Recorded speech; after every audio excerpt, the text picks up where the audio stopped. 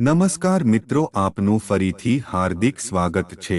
મિત્રો, આપણે ભગવાન જગન્નાથના દર્શન કરવા માટે આખું વર્ષ રાહ જોતા હોય છે અને તેમની પ્રસાદી મળી જતા ધન્યતા અનુભવતા હોય છે।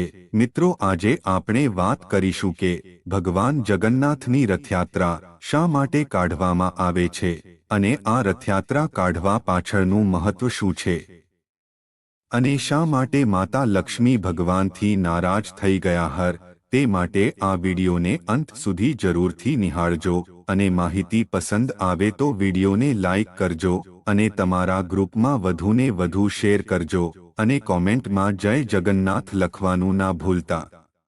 મિત્રો, સનાતન પર્વ અનુસાર ભગવાનની રથયાત્રાનું ધાર્મિક મહત્વ માનવામાં આવ્યું છે। આ પાવન પર્વમાં મોટી સંખ્યામાં ભક્તો વાદ્ય યંત્રોની સાથે વિશાળ રથને દોરીથી ખેંચતા હોય છે। અષાઢી બીજના દિવસે ભગવાન શ્રી જગન્નાથજીની રથયાત્રાનો આરંભ રથની સામે સોનાના ઝાડુ હલાવી અને તેની સાથે જ વિધિ વિધાન સાથે મંત્રો ઉચ્ચારણ સાથે કરાય છે, જેને પહિંદ વિધિ પણ કહેવાય છે। માન્યતા છે કે આ રથયાત્રાને એકબીજાના સહયોગથી ખેંચાય તો મોક્ષની પ્રાપ્તિ થાય છે। રથયાત્રામાં પહેલા ભાઈ બલભદ્રનો રથ, પછી બહેન સુભદ્રાનો રથ અને છેલ્લે ભગવાન શ્રી જગન્નાથજીનો રથ હોય છે। લોકો તેને શ્રદ્ધા સાથે યાત્રા દરમિયાન આગળ વધારે છે। રથયાત્રા બાદ મંદિરમાં ભગવાન એક અઠવાડિયા સુધી રહે છે। અહીં તેમની પૂજા અર્ચના કરાય છે। માસીના ઘરે ભગવાનને અનેક સ્વાદિષ્ટ પકવાનનો ભોગ ધરાવાય છે। અહીં માસીના ઘરે ભગવાન બીમાર પડે છે તો તેમને પથ્યનો ભોગ લગાવાય છે અને તે સાજા થાય છે। અહીં માસીના ઘરે ભગવાન રોકાવા આવે છે।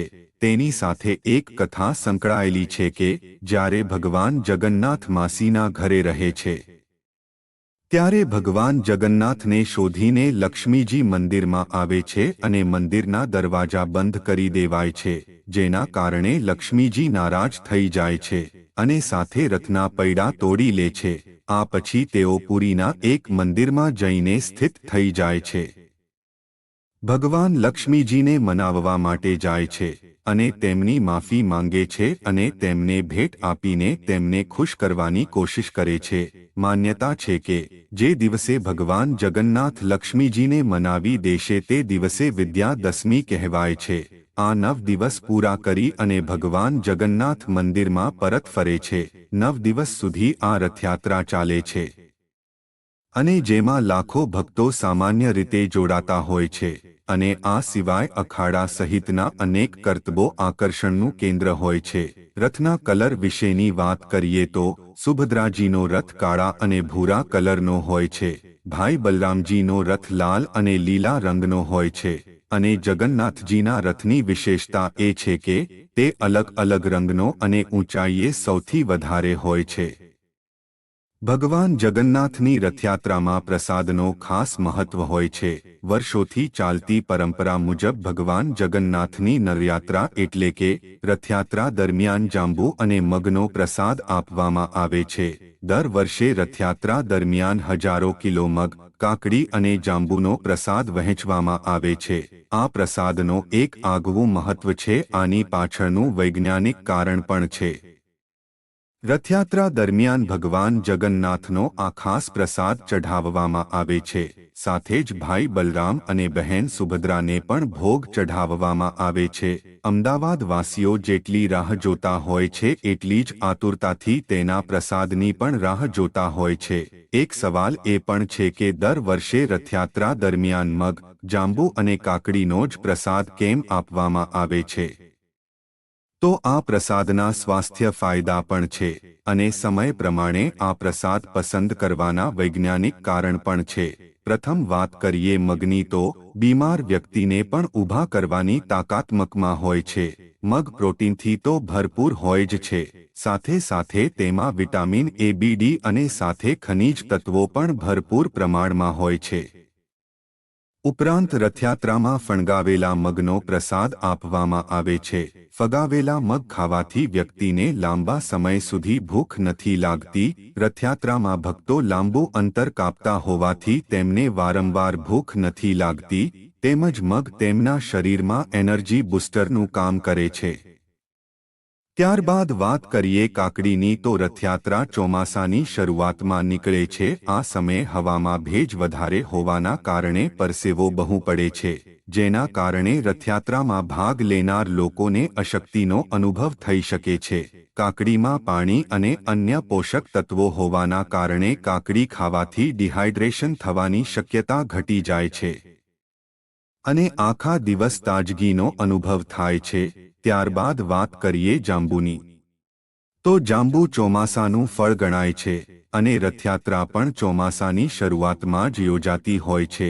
જાંબુમાં 80% ભાગ પાણી હોય છે, જેથી રથયાત્રામાં લાંબા સમય સુધી ચાલતા સમસ્યા નથી રહેતી।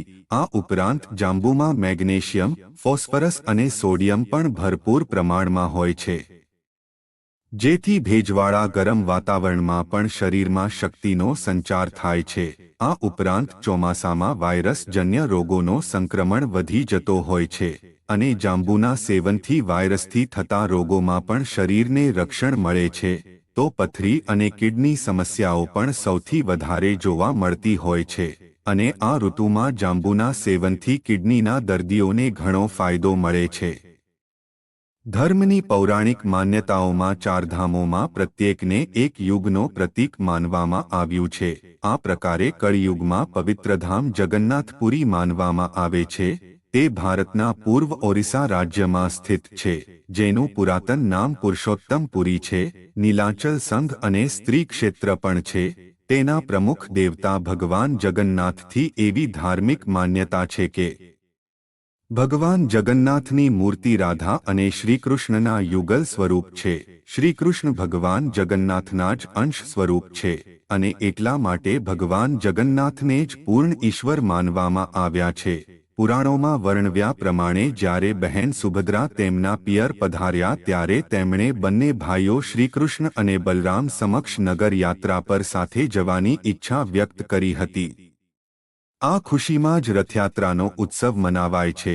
આંખના રોગમાં રાહત થયા બાદ ભગવાને પાટા ખોલી નાખ્યા અને નગરજનોને દર્શન આપવા નીકળ્યા। એ સ્મૃતિમાં પણ રથયાત્રા બનાવાય છે। તો મિત્રો, અમને આશા છે કે આ માહિતી તમને પસંદ આવી હશે। આ વિડિયો જોવા માટે તમારો ખૂબ ખૂબ આભાર।